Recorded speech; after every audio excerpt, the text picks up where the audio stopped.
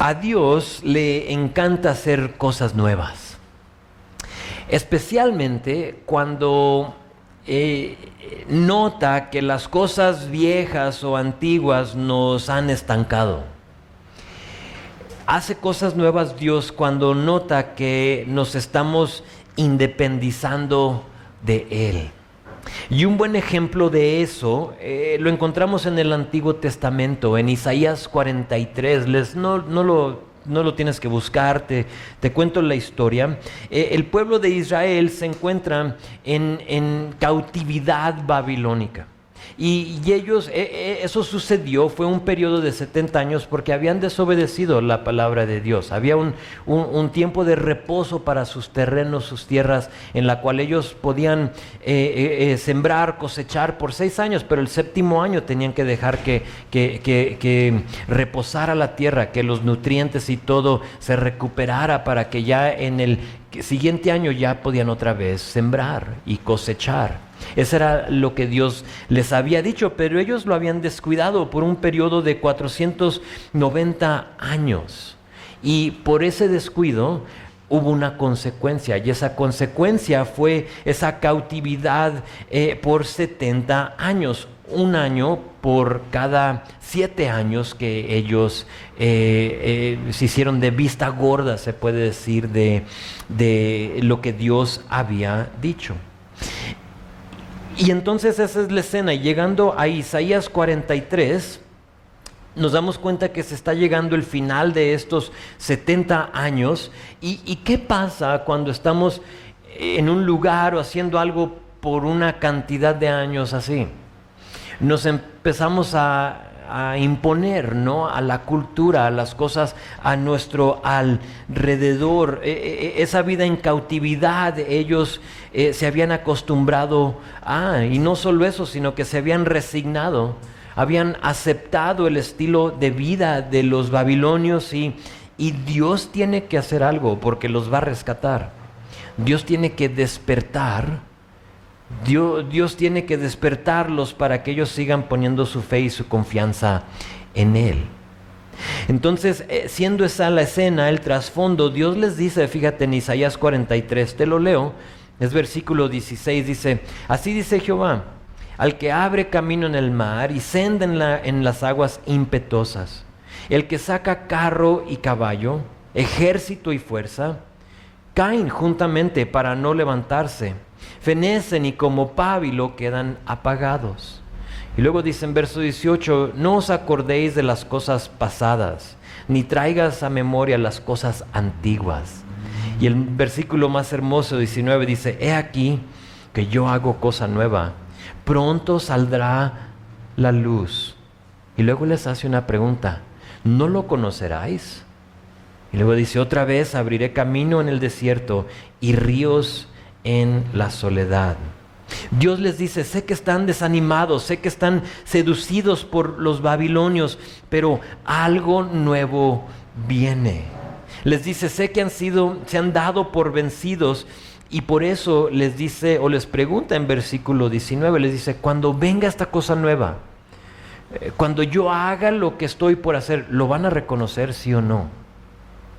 Y sabes, lo comento porque aquí en nuestro texto en Mateo tenemos la misma idea, solo que no estamos hablando del cautiverio babilónico, sino que estamos hablando de la cautividad del legalismo y la religiosidad del día. En miércoles estamos estudiando el libro de Éxodo. Y ahorita justamente estamos en esa área de la ley donde sube Moisés. Bueno, primero Dios audiblemente da los 10 mandamientos para que todo el pueblo escuche, y luego después de eso sabemos que están atemorizados, o sea, ya no queremos oír la voz de Dios, háblanos tú, Moisés. En ese momento Dios le habla a Moisés, Moisés asciende al monte, y ahí Dios le da de versículos o capítulos 21 a 24 la ley de Moisés, como lo que conocemos como la ley de Moisés. En su totalidad tomas Génesis, Éxodo, Levítico, Números y Deuteronomio, y lo conocemos como la Torá. Son los 5 libros de Moisés. La ley no solo lo encuentras en Éxodo, sino que a través de esos libros, Dios les sigue dando instrucción, les sigue dando ley. Y la Torá fue todo lo que Dios le dijo a Moisés, pero ¿qué crees? Pasa el tiempo y los religiosos, después de ese tiempo, lo que hacen es que le agregan la explicación a la Torá, y eso le conocemos como la Torá oral. Ahorita a lo mejor dices, no he escuchado de eso, ahorita te doy otro nombre y a lo mejor sí lo has escuchado, pero no solo fue lo que tenemos escrito, sino que sentimos que dicen que Dios nos ha dado ahora la Torá oral, le agregamos cosas y dentro de ello viene, según ellos, la explicación o la interpretación de esa Torá según dada por Dios a Moisés. Ahora, no la vas a encontrar en tu Biblia. ¿Por qué? Porque creemos que no fue inspirada por Dios. Pero el judío hasta hoy en día mantienen un estilo de vida cerrado, cuadrado, estricto, según no solo la Torá, sino según la Torá oral también. La conocemos nosotros como la Mishnah o el Talmud. A lo mejor has oído del Talmud. Como para el segundo siglo esa Torá oral fue escrita y le dieron ese nombre. Entonces el judío rige su vida por eso, por la Biblia, por el Antiguo Testamento mayormente, y luego también por el Talmud. Y todo eso lo tienes que saber porque vamos a hablar un poquito de ello, de él y el Talmud. Lo que pasaba es que tenía a los judíos atados, los tenía esclavizados por legalismo. Eran leyes más allá de lo que Dios había dicho. Y cuando hay legalismo, no hay necesidad por gracia, no hay necesidad por misericordia, no hay necesidad por perdón. ¿Por qué? Porque tú todo lo puedes. Si tú simplemente obedeces estas leyes, entonces vas a estar bien con Dios. Y no hay lugar para gracia. Más adelante les comento que si tú eras una persona que quebrantabas la ley, te expulsaban. O sea, no había gracia, no había oportunidad de permitir que la sangre de Jesús, como nosotros lo sabemos, nos limpie. No, para ellos no hay 1 de Juan 1:9, que si confesamos nuestro pecado, Él es fiel y justo para perdonarnos. Y nosotros tenemos esa relación con la cruz, que vamos a ella vez tras vez tras vez. Para ellos no era eso. Era algo cuadrado, cerrado y estricto. Ahora llegamos a nuestro texto aquí en Marcos. Y para ese entonces ya no solo vivían por la Torá y el Talmud, sino que habían pervertido el Talmud y habían encontrado maneras de esquivar o de eludir la ley. Al rato les doy unos ejemplos de esas barbaridades que hacían ellos para verse como aquel que estaba cumpliendo la ley, pero realmente no la estaban cumpliendo. Se convirtió algo que Dios no quería. De hecho, Jesús habla de ello en Mateo 23:4, lo puedes anotar, te lo leo. Dice, ellos, hablando de los religiosos, atan cargas pesadas y difíciles de llevar y las ponen sobre los hombros de los hombres, pero ellos ni con un dedo quieren moverla. Jesús está hablando de eso, de que ellos ponían esta ley sobre la gente, este legalismo, y ellos ni lo hacían, pero bien que te lo imponían a ti y a mí. Entonces, esa siendo la temperatura espiritual del tiempo aquí en Marcos capítulo 2, Dios manda a Jesús, ¿para qué? Para interrumpir y para intervenir. Jesús fue mandado, obviamente, para morir por nuestros pecados y para dar su vida por la nuestra. Pero también Jesús fue mandado para que, como en Isaías, la gente no se olvide y se desanime con Dios. Porque eso sucede cuando estás en un entorno de legalismo. Se desanima la gente con Dios. ¿Sí? No, es un Dios que no lo puedo placer. O sea, trato y no puedo, y son cargas con las cuales no podemos. Y por lo tanto, ¿qué sucede? Nos alejamos de Dios. Nada, mejor no, o sea, no lo puedo. Y por lo tanto Dios manda, y lo que hace Jesús es que Él nos centra, nos despierta para no estar espiritualmente seducidos por el legalismo, por la religiosidad. En nuestro texto también algo nuevo empieza a suceder. Les dije que les iba a comentar ahorita que vamos empezando Marcos, cuando algo nuevo sucede en nuestro texto. La semana pasada, si recuerdan, vimos que nace este odio de los religiosos contra Jesús. Y vimos cómo eso va a incrementar para cuando lleguemos a capítulo 14, ya es la entrada triunfal, ya vemos que a la cruz. ¿Sí? Aquí algo más empieza a suceder. Jesús, que no lo hemos visto, pero Jesús empieza a abiertamente o a propósito buscar la manera de descubrir el legalismo de los religiosos. En capítulo 1 no lo vimos, ¿sí? Simplemente ha estado haciendo milagros, ha estado sanando a gente, pero aquí algo cambia. Y Jesús se empieza a dirigir a eso, y de eso se trata nuestro texto. Jesús va a dirigirse a dos cosas en específico que los judíos hacían según el Talmud, la Torá oral en nuestro texto. El primero es el ayuno y el segundo es el día de reposo. Habían pervertido esto y tenían a la gente atada y encadenada por la religiosidad. Y sabes, esas dos cosas, el ayuno y el día de reposo, son dos cosas externas que tú y yo podemos hacer, que, ¿qué crees? Ama el legalismo. O sea, hay iglesias que se enfocan en eso y tienes que hacer esto y tienes que hacer lo otro y tienes que hacer... Y Dios dice, yo no vine para eso. Ahorita vamos a ver que Él nos dice, yo soy el Señor del reposo. O sea, yo soy. Y lo veremos en contexto, pero de eso vamos a hablar hoy. Van a ser 3 partes, si tomas notas, es versículo 18 a 20. Vamos a ver el ayuno, y Jesús se va a dirigir a eso. Y luego en versículo 21 a 22 nos va a decir cosas nuevas. Entonces ahí puedes tú ponerle cosas nuevas.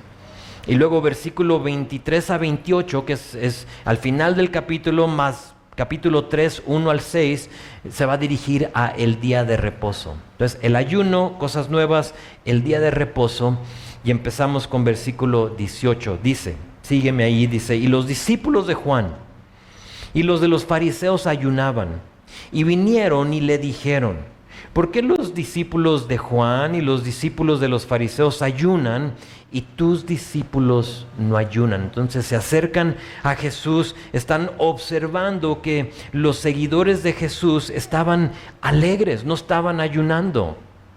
Y estaban alegres por las cosas nuevas que estaban sucediendo. Y ellos le hacen esa pregunta. Ahora recuerda, Jesús está sanando, está haciendo milagros, está haciendo cosas nuevas. Y a ellos no les parece bien y por lo tanto le hacen esta pregunta. Y Jesús en versículo 9 les responde y les dice, ¿acaso pueden los que están de bodas ayunar mientras está con ellos el esposo? Entre tanto que tienen consigo al esposo no pueden ayunar. Pero vendrán días cuando el esposo les será quitado y entonces en aquellos días ayunarán.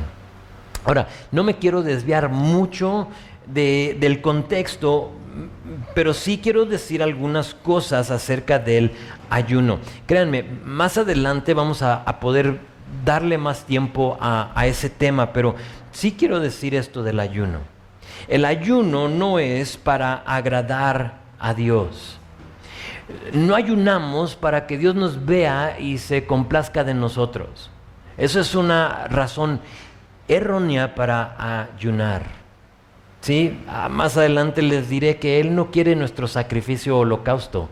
Él quiere tu corazón humilde, contrito. ¿Sí? El ayuno es decir, es que es un sacrificio. Dios, que te agrade esto. No es para eso. El ayuno no es para convencer a Dios de algo. No ayunamos para decirle, Señor, si yo ayuno por una semana, ¿puedes hacer esto? No es para eso. No es como que le estamos así torciendo la mano a Dios, o sea, Señor, ya van 5 días, ¿sí? Ya van 7, ok, lo hago. No es eso, no lo hacemos para convencerlo. El ayuno no se usa como un castigo o penitencia, que a veces sucede, o sea, la regué, me siento mal y por lo tanto voy a ayunar. Y no es para eso. El ayuno no tiene ese enfoque. Te digo rápido lo que es. En pocas palabras, el ayuno es para privar al cuerpo de lo que más quiere y usar ese tiempo, esos dolores de hambre, para enfocarnos en Dios. Para eso debemos ayunar. Se trata de usar ese tiempo que tú privas a tu cuerpo de lo que más quiere. Y si tú lo has hecho, tú has ayunado, o a lo mejor ni ayunaste, pero se te pasaron 2 comidas. ¿Te ha pasado? Que estás tan ocupado y ya son las 4 de la tarde y te está gruñendo la tripa. O sea, esos son dolores, no fuertes. Y tu mente solo se enfoca en esa comida. La idea de ayunar es para pasar un tiempo, para estar consciente de nuestra necesidad de Él. De que cuando lleguen esos dolores, nosotros ahora nos enfoquemos en Él. Y no solo eso, sino que también a la misma vez tenemos que entender que el ayuno no cambia la mente de Dios, pero al contrario nos cambia a nosotros. Empezamos a ver nuestra dependencia de Él y notamos que sin Él no podemos hacer nada.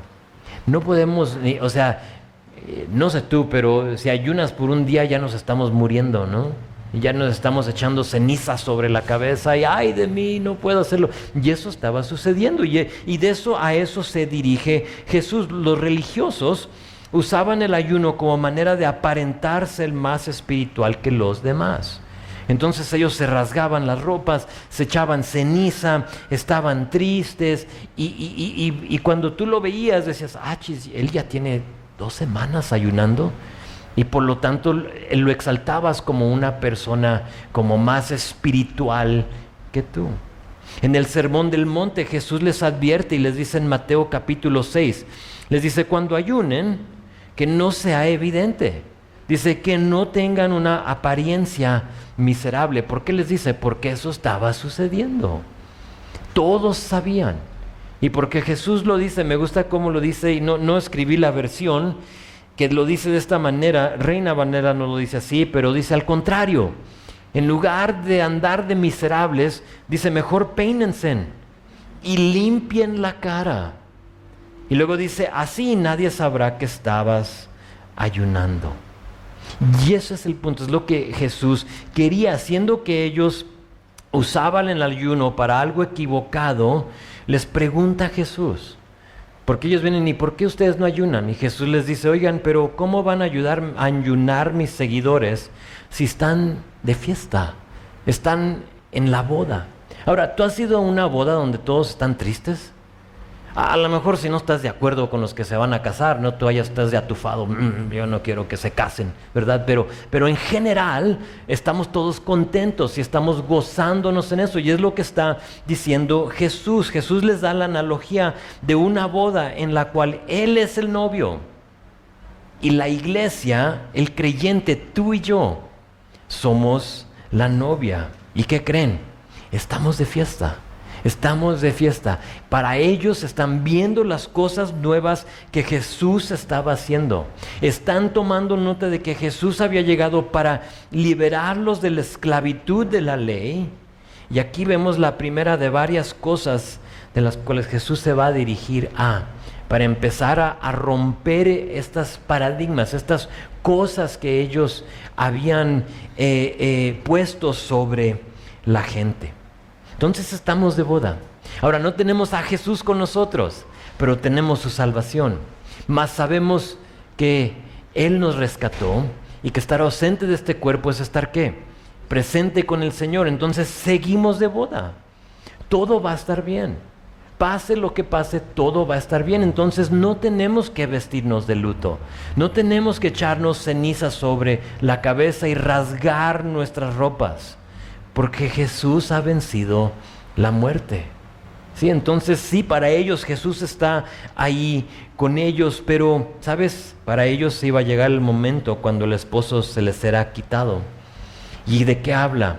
De que Jesús iba a ser crucificado y iba a colgar en aquella cruz, iba a dar su vida por ellos. Y dice, se va a llegar en ese momento donde sí van a ayunar. Va a haber una tristeza porque Jesús va a ser crucificado, pero hasta entonces Déjenlos solos, están disfrutando la relación que estamos desarrollando entre mí y ellos, les dice Jesús.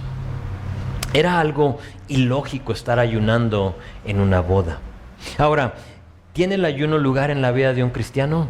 Absolutamente, sí hay. Te animo a orar y pedirle a Dios si es algo que Él quiere que tú hagas. ¿Es para obligar a la gente? Absolutamente no. No.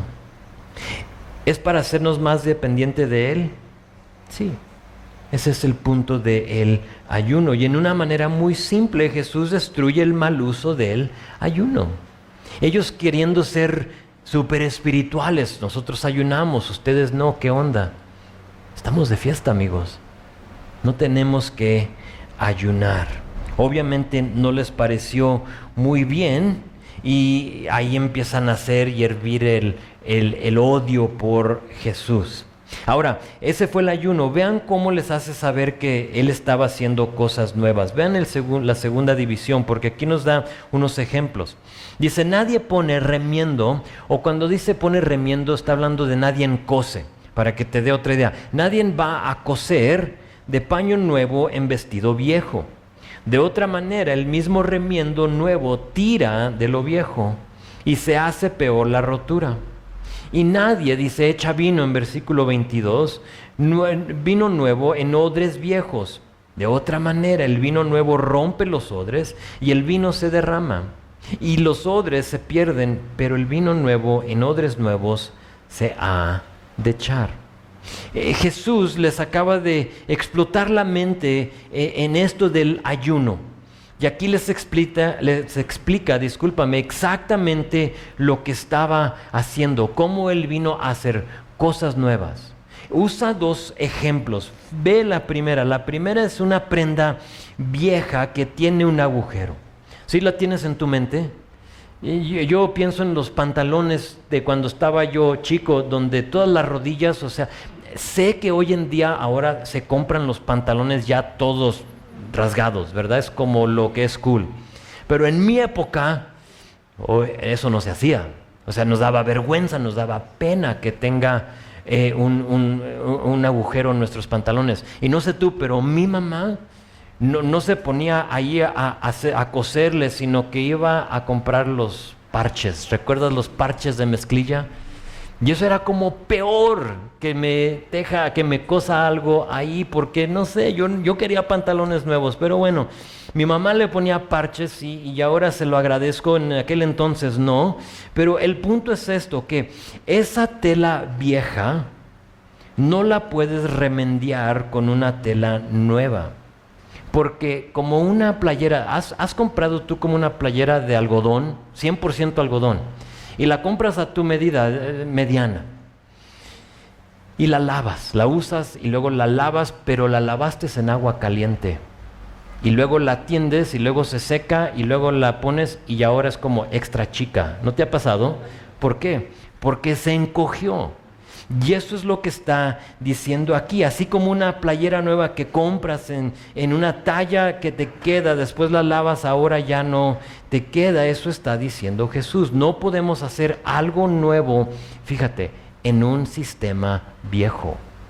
La tela vieja era el legalismo, era el Talmud, era lo que ellos se guiaban por, y Jesús dice, yo estoy haciendo cosas nuevas, pero no podemos tejerle esto nuevo en algo que está viejo. Lo que les acaba de decir del ayuno, de ser alegres, de estar de fiesta, solo iba a funcionar si estaban dispuestos ellos a deshacerse de esa tela vieja. ¿Cuál es la tela vieja? El sistema religioso. Y mejor ponerse la tela nueva. ¿Cuál es la tela nueva? El Evangelio, Jesús y Jesús crucificado. No podías mezclar las dos cosas, es imposible, se va a hacer la rotura más grande. No se puede, y por lo tanto nos da esa imagen, pero nos da otro ejemplo. Fíjense lo que dice, habla de un vino nuevo en un odre viejo. Ahora, en este tiempo no acostumbraban, como hoy en día, botellas de vidrio.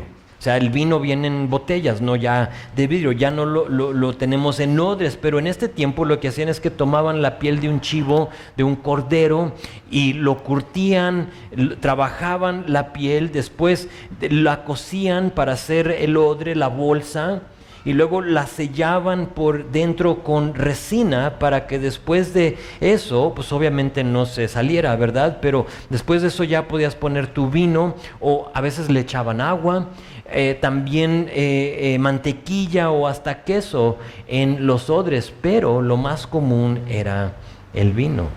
Ahora, aquí está la analogía que hace Jesús. ¿Qué piensan que le pasa o que pasa con un odre viejo? Se endurece, ¿no? No sé si has tenido algo de piel y le cae agua y se seca. ¿Qué pasa con esa piel? Se endurece, ¿sí? O sea, ya no es flexible. Y con un odre viejo, la imagen que quiere Jesús que tengas en la mente es que ese odre viejo es algo endurecido, es algo que se empieza a partir, ¿sí? Ya no tiene el mismo uso de antes. Ahora, quizás le puedas poner agua y no pasa nada. A lo mejor se le cae poquito, ¿no? Hay una fuga o algo por la resina. O le puedes echar mantequilla o queso, pero ¿qué pasaría si lo llenabas de vino nuevo? ¿Qué onda con el vino nuevo? El vino nuevo se está fermentando, ¿sí estás conmigo? Y cuando algo se fermenta, ¿suelta qué? Gases, ¿sí? Entonces, si tú pones algo nuevo, vino nuevo en este entonces, en un odre viejo que está duro, que está partido, y empieza el vino nuevo se empieza a fermentar, lo va a romper, lo va a reventar en lo que se fermenta y lo que se expande el odre, y por lo tanto no es una buena opción. ¿Qué les está diciendo Jesús espiritualmente? Les está diciendo esto, que no podemos poner el evangelio, el vino nuevo, en un sistema viejo que está duro, que está partido, los odres viejos. En el sistema religioso no había lugar para gracia, misericordia y amor, ya les dije. Entonces, si tú eras alguien que no cumplía la ley, eras castigado, eras expulsado de la sinagoga. Y por lo tanto, ¿sabes qué es eso? Siendo el ambiente, nos damos cuenta por qué andaban con ceniza en la cabeza, por qué andaban ayunando, por qué andaban tristes y por qué andaban de miserables. Entonces, sea una tela nueva o vino nuevo, ninguno puede funcionar en un ambiente viejo o antiguo, algo que ya ha pasado. Entonces, es lo que les está diciendo Jesús. Ahora, sé que aplicamos esos versículos de diferentes formas, pero en su contexto es eso. Jesús les está diciendo, hay algo nuevo que está sucediendo, y es el evangelio, pero ustedes están viviendo en un sistema religioso antiguo, y no podemos mezclar las dos cosas. ¿Por qué? Porque se convierte en legalismo. ¿Sí? Y él dice, tenemos que deshacernos de lo viejo para que entre lo nuevo. Entonces Jesús no vino para remediar el judaísmo, vino para hacer algo nuevo, y eso es el evangelio. Ahora, ¿es mala la ley? No. La estamos estudiando y nos damos cuenta que en ella encontramos cosas útiles que nos ubican hoy en el 2019. Es buena, la ley es buena, pero la perversión de ella sí es mala. Y por lo tanto, tela vieja o odre viejo. Muy bien, no sé ustedes, pero con esa explicación, lo que acaba de decir aquí Jesús, yo entendería. Ok, estamos en un sistema antiguo. Esto no funciona, Él está haciendo algo nuevo. A mí me hubiera caído el 20, pero a ellos no, a los religiosos no. Y por lo tanto tenemos que ver el resto del capítulo. Vean versículo 23, donde habla del día de reposo. Ya vimos el ayuno, ya vimos las cosas nuevas, ahora la última división. Dice así, versículo 23. Aconteció que al pasar Él por los sembrados, ahora, ¿recuerdas que Marcos es un evangelio de acción? O sea, de escena a escena, aquí está otra. Aconteció, o sea, ya cambiamos de escena. ¿Dónde están? No sabemos muy bien. Pero dice que aconteció que al pasar él por los sembrados, un día de reposo, sus discípulos, andando, comenzaron a arrancar espigas. Entonces los fariseos le dijeron, mira, ¿por qué hacen en el día de reposo lo que no es lícito?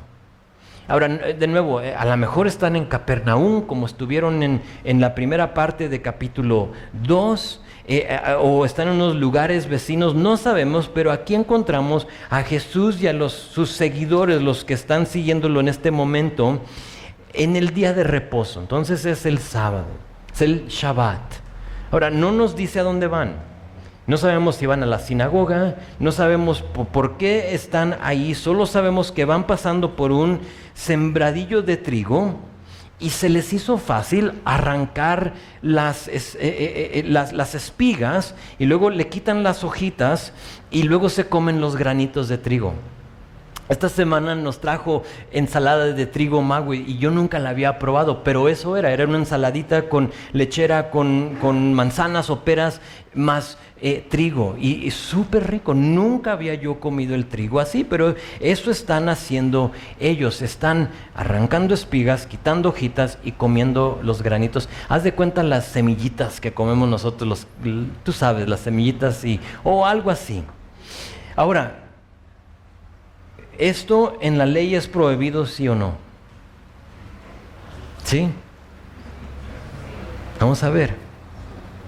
Yo digo que no, pero yo ya lo estudié. No era prohibido, al contrario, Dios había hecho provisión para ello. Dios había dicho en Deuteronomio 23:24, dice esto, fíjate, cuando entres a la viña de tu prójimo, podrás comer uvas hasta saciarte, mas no pondrás en tu cesto. ¿Sí? Entonces no se valía llevar tu mochila y comes una y echas 10, y comes una y echas 10, y hasta que llenes tu mochila, no se vale. Y luego verso 25 dice, cuando entres en la mies de tu prójimo, podrás arrancar espigas con tu mano, mas no aplicarás hoz a la mies de tu prójimo. No dice absolutamente nada del sábado. Lo que sí te está prohibiendo es de que tú llegues con tu hoz y que empieces a órale, vamos, y que tú empieces a cosechar el sembradillo la cosecha más bien de tu vecino. Lo que no se les permitió era cosechar, trabajar en el día de reposo. Eso sí no lo podías hacer. Y el mero hecho de arrancar espigas para los religiosos era cosechar. Y esa es la bronca que tenían ellos. ¿Sí ves cómo le agregaban a la ley? O sea, no era solo que para ellos, tú tocas una espiga, estás cosechando. Pero Jesús o Dios no dijo eso en la ley. De nuevo, la ley, aquí lo vemos muy plenamente cómo había sido pervertida y por lo tanto este tipo de mala interpretación de ella. Pero fíjate, es el día de reposo. ¿Qué debían de hacer en el día de reposo? Reposar, según el nombre, ¿no? Estar con tu familia, ir a la iglesia, iban a sinagoga, claro. Pero la idea es de que lo que Dios suplió en 6 días, ahora tú lo disfrutabas en el día de reposo, reposando, descansando, respirando, porque ahí viene el lunes. Y otra vez, ustedes saben la rutina, ¿sí? Y hacer los lonches, y hacer esto, y a trabajar, y es una rutina. Pero ¿dónde encontramos a los religiosos? Observando, fijándose en Jesús. ¿Están reposando? No. Realmente los que están quebrantando la ley son ellos. En lugar de estar tranquilamente reposando, están observando, están vigilando. ¿Para qué? Para acusar a Jesús. Jesús les responde, mira lo que les dice en verso 25, dice, ¿nunca han leído lo que hizo David cuando tuvo necesidad? Ahora, esa frasecita, nunca han leído, era algo común del día, era algo que los religiosos, los rabinos usaban. Entonces, porque ellos se memorizaban la Torá, era la idea de que tú la tengas toda aquí, para poder recitar los versículos y lo que tú quieras. Cuando alguien te preguntaba algo o cuando alguien decía algo, lo que se acostumbraba es decir eso, ¿nunca has leído? y luego decías todo lo que te habías memorizado y por lo tanto te veías mejor que los demás. Entonces Jesús aquí como que le está dando un ganchito, ¿no?, al hígado. Fíjate lo que les dice, pero ¿nunca han leído? O sea, sí, tienen que haberlo leído porque era lo que hacían. Eran los religiosos. Y dice, ¿nunca han leído lo que hizo David cuando tuvo necesidad y sintió hambre? Él y los que con él estaban, cómo entró en la casa de Dios siendo Abiatar sumo sacerdote y comió, dice, los panes de la propiciación, y de los cuales no es lícito comer, sino a los sacerdotes, y aún dio a los que con él estaban. La tradición y la ley de los religiosos era tan absurda que, por ejemplo, fíjate, en el día de reposo tú no podías atar un nudo, pero en esos tiempos no tenías la llave para tomar agua o para abrir para agua, para lo que tú quieras. Entonces ellos, ¿qué tenían? Pozos de agua.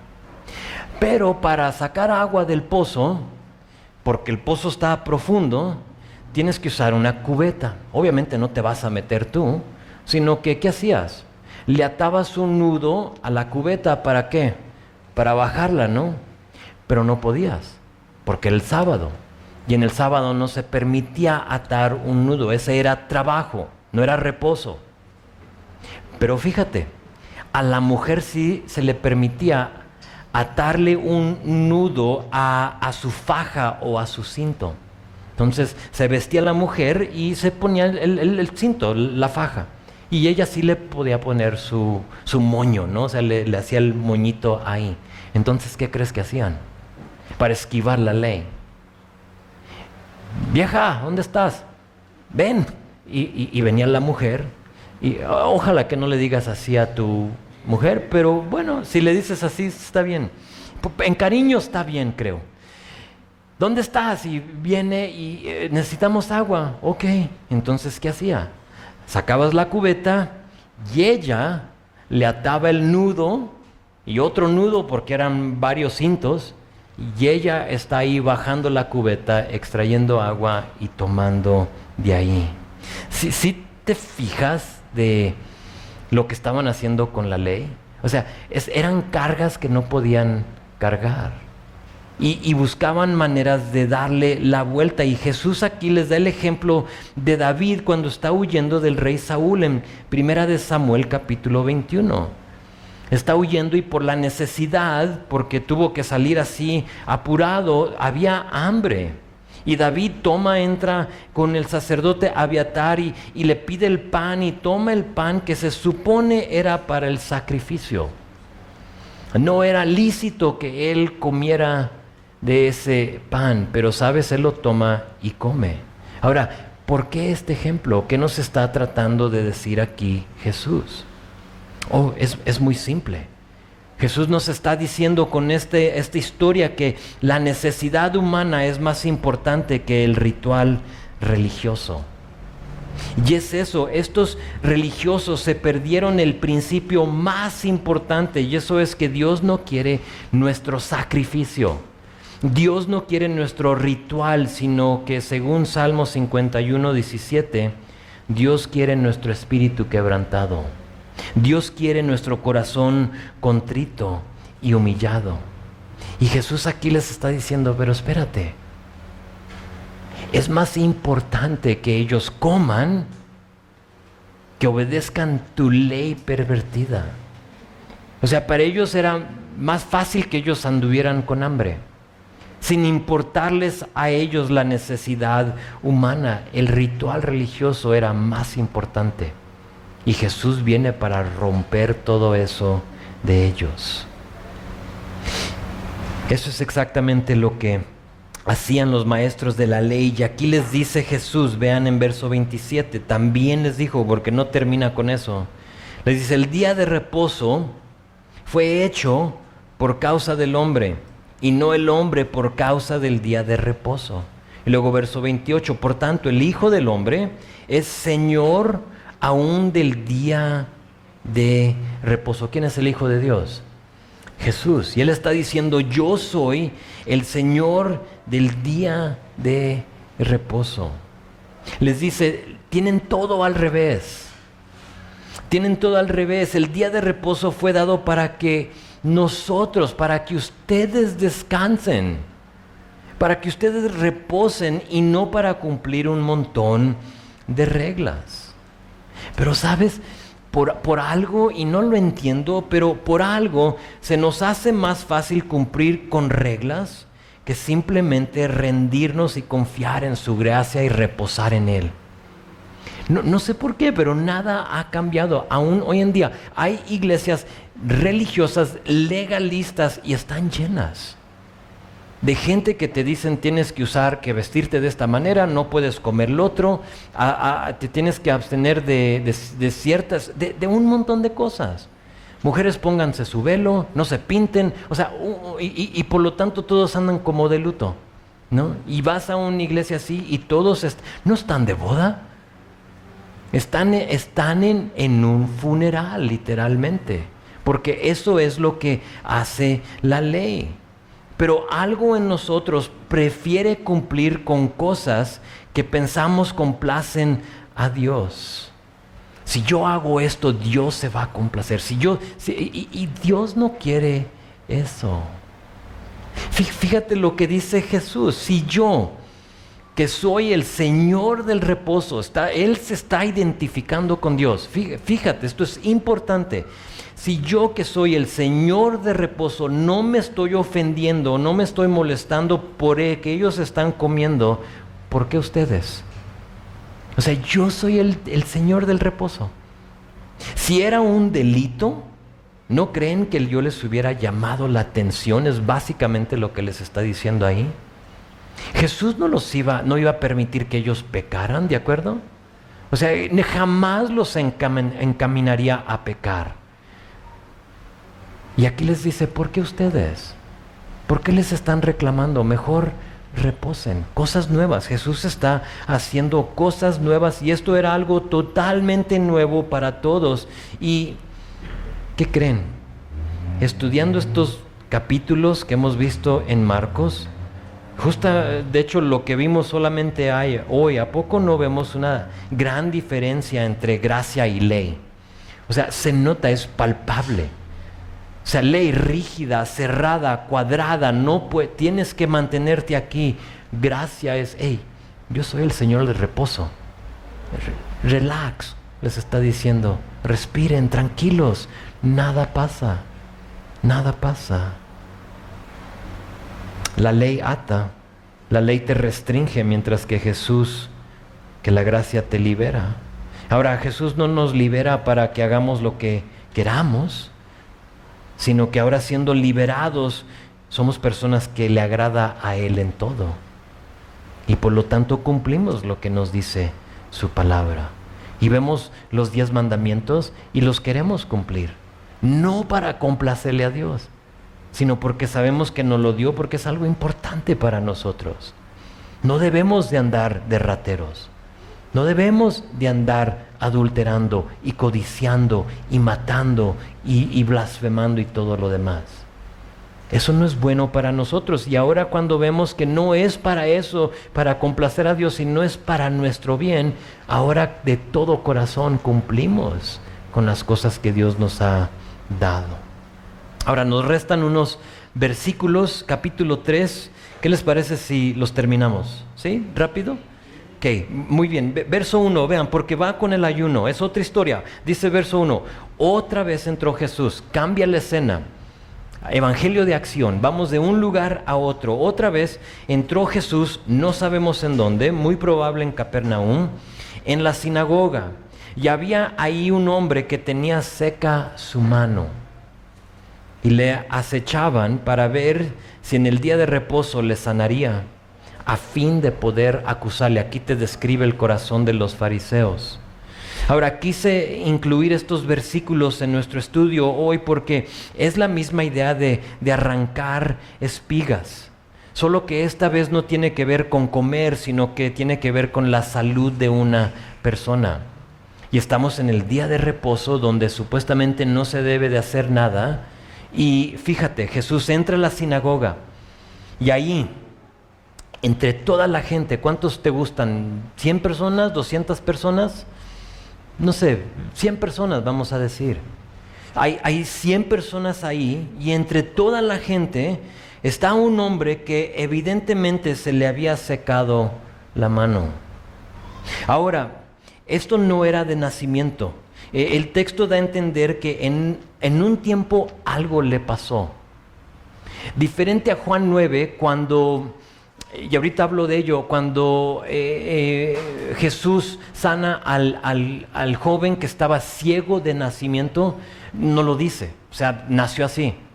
Pero aquí algo le pasó a este hombre en un tiempo, y esto es importantísimo para nosotros porque muchos sufrimos de algo que nos pasó.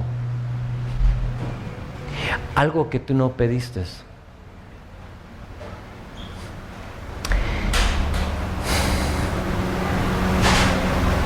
A lo mejor tú estás aquí y tú no buscaste o pediste que alguien se aproveche de ti. Y desgraciadamente alguien se aprovechó. Y dices tú, yo no lo pedí. O sea, yo no quise eso para mi vida. Tú no pediste que se te secara la mano, pero la tienes seca. Y nos identificamos con este hombre. Y sabes, no importa qué sea, te quiero decir que Jesús entra y en la multitud de gente te ve. Jesús te ve, sabe cuál es tu condición. Y quizá como este hombre te escondes atrás. Yo en mi mente no nos dice, pero yo lo veo como allá en la esquina, quizá con su mano seca. Obviamente es algo penoso, ¿no? Que alguien te la esté viendo ahí, o sea, ¿qué onda? Entonces a lo mejor con su mano así, con un manto sobre de ella, y estaba atrás escondido. No quieres que nadie vea tu mano seca, pero Jesús entra, te busca y sabe dónde estás. Y más que eso, sabe de qué sufres.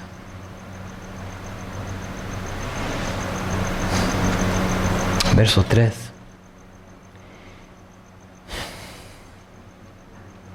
Entonces dijo al hombre que tenía la mano seca: levántate y ponte en medio.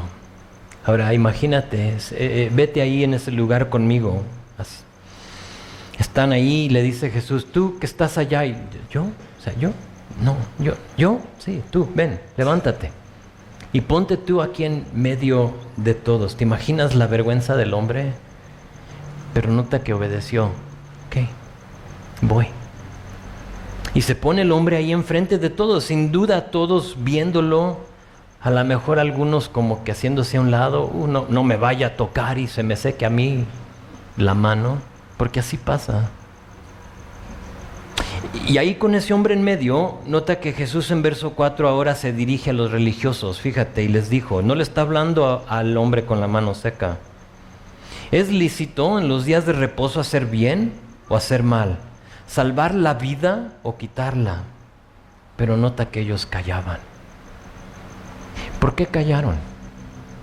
Yo creo, yo estoy convencido que no respondieron a lo que les pregunta Jesús porque todos estaban pensando que era mejor hacer el bien, era mejor salvar. Pero por algo nadie se atrevía a hablar. Es esa historia en Juan 9 del ciego que les mencioné hace poco, de nacimiento. Cuando le preguntan a él quién te sanó, fue Jesús. Y otra vez a él y a sus papás, y les preguntan, son como 5 veces que le preguntan a él. Por fin él les dice, pues tú ve, pregúntale a él, ahí está. Pero vienen a sus papás y le preguntan, ¿y quién le sanó? Y dice ahí la palabra que ellos, por temor de ser expulsados de la sinagoga, no dijeron nada. Y eso es lo que hace el legalismo, es lo que hace la ley.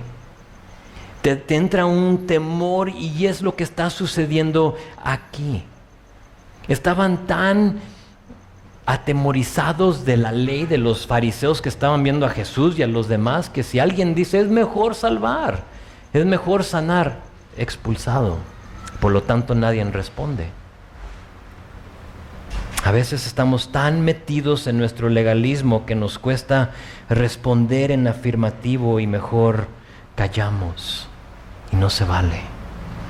Sabemos que está mal, pero tememos al hombre más que a Dios y mejor no decimos nada. Les pregunta a Jesús, nadie habla. Entonces verso 5, está bien, no me van a responder. Verso 5 dice, entonces mirándolos alrededor con enojo, entristecido por la dureza de sus corazones, dijo al hombre, extiende tu mano, y él la extendió, y la mano le fue restaurada sana. ¿Te imaginas haberla visto? O sea, ahora con las películas de hoy en día sí vemos cómo se restauran las cosas así, pero tuvo que ser algo extraordinario, donde en ese momento su mano que estaba seca se empezó a formar así como nueva. Y salidos los fariseos, verso 6, dice, tomaron consejo con los herodianos contra él para destruirle. Ahora noten que en estos dos versículos hay dos grupos de enojados, Jesús y los fariseos. Uno de ellos es para justicia, Jesús. Molesto, ¿por qué? Porque estaba triste de la dureza de sus corazones, mientras que el otro, los religiosos, estaban enojados para destrucción. Queremos ver cómo lo podemos destruir, cómo lo podemos matar. Jesús se molesta, se entristece, se enoja. Ya hay un enojo justo. ¿Sí? Si alguien lastima o alguien daña a uno de mis hijos, créeme, me voy a enojar, es justo. Debo de enojarme. Me debe de molestar. Sería peor que diga, pues allá ellos, ¿no? No se quitó, como no ocurrió. Hay una ira justa, creo yo, y aquí nos lo muestra Jesús. Se entristece, se enoja por el silencio de versículo 4 y por tanto hace algo que nadie se atrevía a hacer. Era sanar a una persona necesitada en el día de reposo. Para ellos no se valía sanar a alguien. Era mejor decirle, espérate. Y Jesús dice, yo estoy aquí para hacer cosas nuevas. De este punto en adelante, todo va a cambiar. Todos anhelaban ver a este hombre sanado, pero nadie se atrevía. Y los fariseos se enojaron porque Jesús expuso sus corazones. Ellos preferían cumplir con su ley, con su religión, más que ver a este hombre con su mano restaurada. Y eso los lleva a odiar a Jesús y empezar a conspirar contra él. Lo vamos a matar, vamos a buscar la manera de acusarlo y sabemos que lo van a lograr. Pero miren, vamos a dejar nuestro estudio ahí por hoy. Pero me puse a pensar algo en Jesús, en lo radical que fue Jesús. En que él sí se atrevió a llamarle la atención a estos religiosos. Hizo cosas Jesús totalmente contra de la religión, pero sabes, no lo hizo para ser rebelde, no lo hizo para ser insubordinado, no era su propósito. Jesús hizo lo que hizo para que personas como tú y yo pudieran entrar en una relación con su Creador. Porque, ¿qué crees? A través de la ley no puedes tú tener esa relación. No se puede. Lo estamos haciendo en nuestras fuerzas. Pero llega Jesús, da su vida por la nuestra, el Evangelio, las buenas nuevas. Y ahora sí tenemos acceso a través de Él. Gracia, misericordia, amor. Jesús está haciendo cosas nuevas aquí en nuestro texto, lo va a seguir haciendo en capítulo 3, en capítulo 4, y de aquí en adelante vamos a ver lo que Jesús estaba haciendo. Pero ¿qué crees? Jesús sigue haciendo cosas nuevas. ¿Por qué? Porque Él es el mismo ayer, hoy y por los siglos. Y el mismo Dios que sanó a este Hombre con la mano seca, ¿qué crees? Sigue sanando hoy. Dios sigue sanando hoy.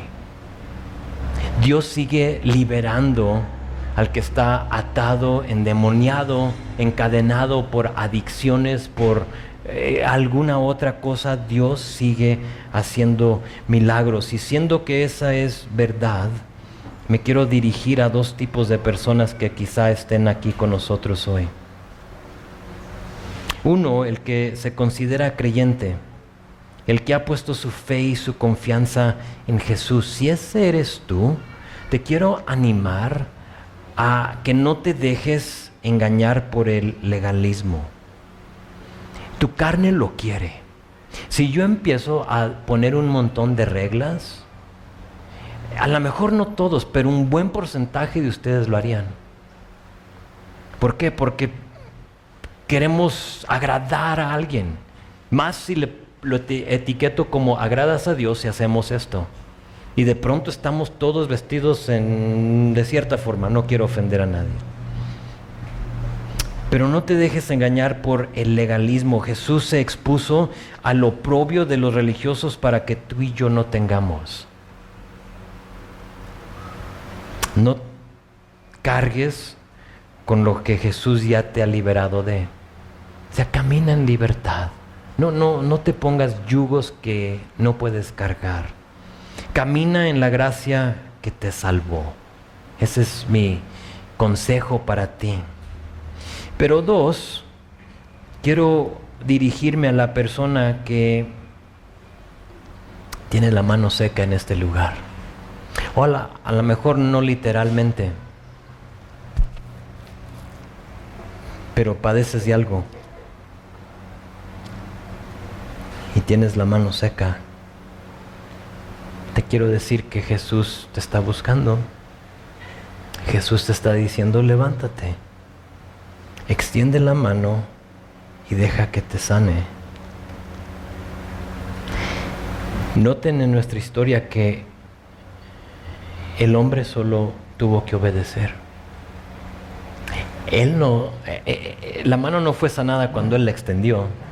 La mano fue sanada cuando él obedeció. Y luego Jesús la sanó. Para este hombre en nuestra historia, lo único que se requirió de él fue fe. Que él tuviera fe para extender la mano. Pon tu fe en Jesús. Deja de caminar espiritualmente discapacitado.